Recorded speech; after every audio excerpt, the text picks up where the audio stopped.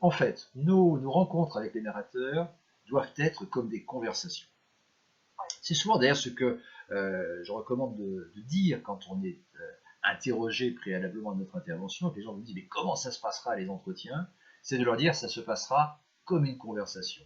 Comme si nous faisions connaissance autour d'une table en buvant un verre, que je sois un nouveau voisin et que on se présente mutuellement et que vous me racontiez ce qu'a été votre vie. Voilà, c'est la même décontraction, hein, sauf que ça ne sera pas une conversation bilatérale, ce sera plutôt dans un seul sens, vous qui parlerez et moi qui écouterai. Et d'ailleurs, je recommande quand on le peut que l'entretien se tienne au salon, surtout pas à table, surtout pas à table, assis l'un face à l'autre. Ce serait vraiment très mauvais. L'idéal, c'est quand il y a un salon, c'est de se mettre au salon, une configuration en angle, et en fait, chacun s'assoit confortablement, on pose l'enregistreur sur la petite table qui se trouve à l'intersection des deux canapés, et voilà, tout s'engage de façon très, très détendue, très spontanée. Avoir des questions de relance aussi. On n'a pas bien compris, on n'hésite pas à le dire. Excusez-moi, je n'ai pas bien compris. Et là, évidemment, le narrateur ne nous en voudra pas de ne pas avoir compris, parce que dans certains cas, c'est lui aussi qui aura peut-être mal fait. La contradiction, elle est quasiment propre à tous les ouvrages que nous contribuons à écrire. Il est rare que dans un livre qui nous est confié, il n'y ait pas forcément des éléments où on décèle une petite contradiction.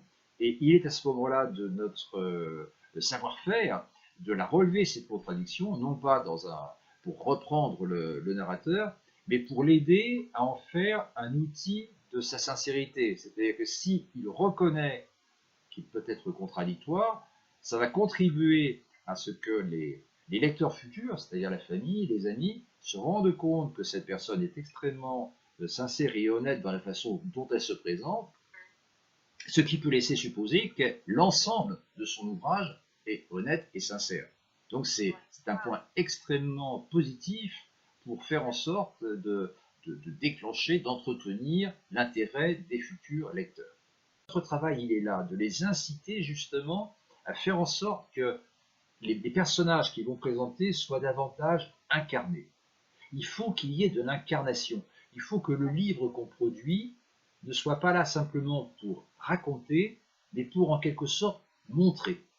Voilà. Il faut que le narrateur, par le biais du livre et de notre travail, montre comment étaient les gens, que ce soit visuel. Souvent, il est important de dire à nos clients à quel point on passe du temps avec eux, bien au-delà du temps simplement de nos entretiens. On passe énormément de temps chez nous, voilà, dans notre travail.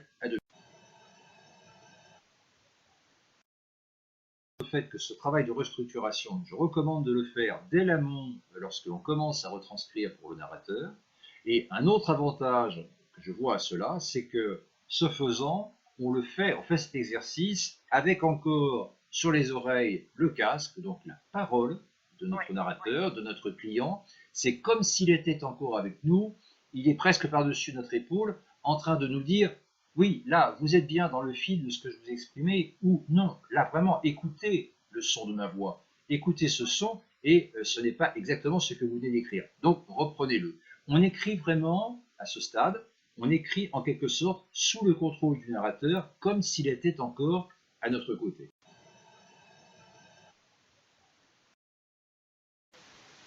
Pour la mise en page, la première étape à partir du texte en A4 est le passage au format choisi pour le livre. Par exemple, ici, la taille sera un 13-21, 13 de large par 21 de haut.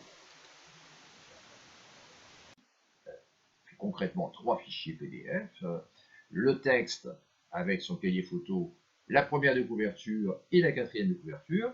Ces 3 fichiers seront donc envoyés à l'imprimeur qui, en quelque sorte, n'aura plus qu'à appuyer sur un bouton pour fabriquer l'ouvrage.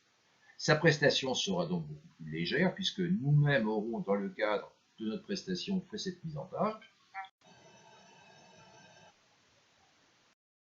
Le terme bon à tirer n'a plus aucun sens maintenant, puisque jadis, le bon à tirer, c'était un tampon, il y a marqué bon à tirer, et l'auteur signait le bon à tirer.